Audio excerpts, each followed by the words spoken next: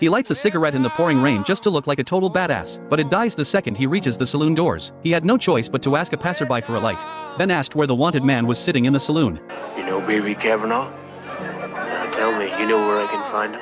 Seeing his piercing gaze, the passerby didn't dare to make anything up. There.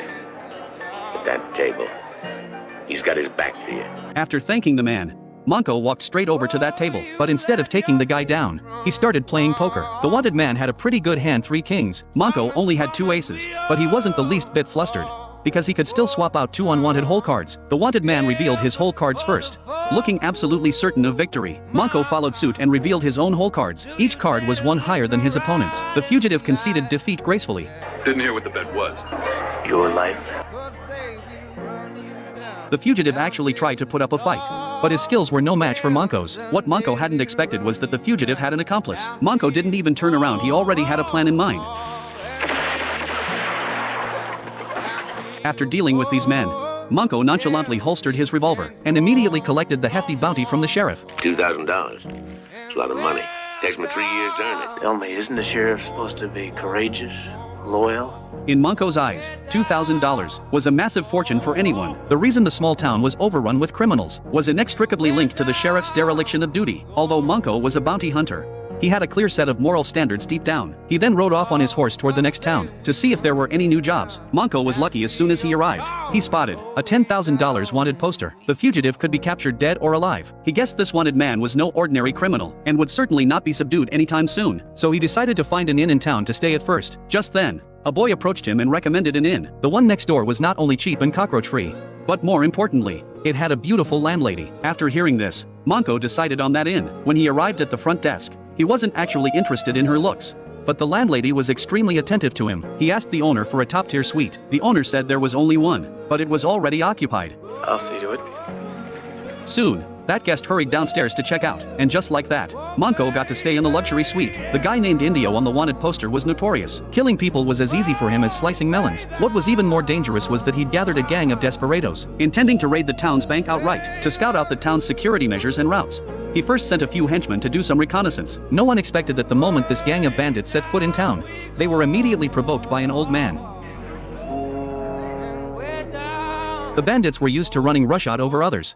They were the ones who always bullied people. They'd never been met with such contempt. The hunchbacked man in the group flew into a rage and was about to draw his gun and shoot the old man on the spot. Luckily, his accomplices held him back, preventing a shootout, since they still needed to gather intelligence.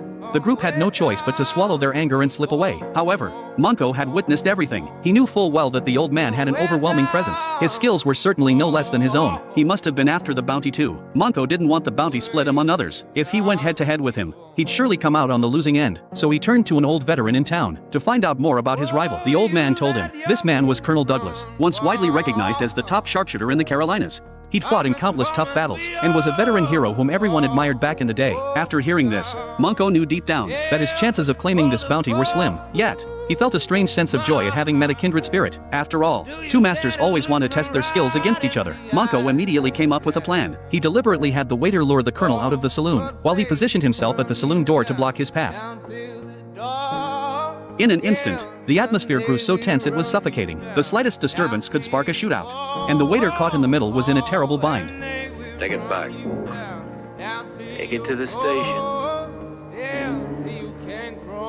Go inside. Station. With only the two of them left in the room, their eyes locked, Monko stepped on the tip of the colonel's shoe first. The colonel retaliated immediately by stepping on Monko's in return. It was a contest to see who would lose their temper first. Monko, lacking patience, couldn't hold back and struck first. The colonel bent down to pick up his hat. Monko raised his hand and fired a shot, knocking the hat away. The colonel wasn't giving up and reached for it again. Monko's gun seemed to have eyes of its own. Every time the colonel's hand touched the hat, it was knocked away by another bullet. This wasn't just a display of marksmanship, it was a warning. Be sensible and withdraw from this bounty hunt on your own. Monko ran out of ammo and quickly reloaded, but his gaze remained fixed on his opponent. Unexpectedly, the colonel suddenly struck back.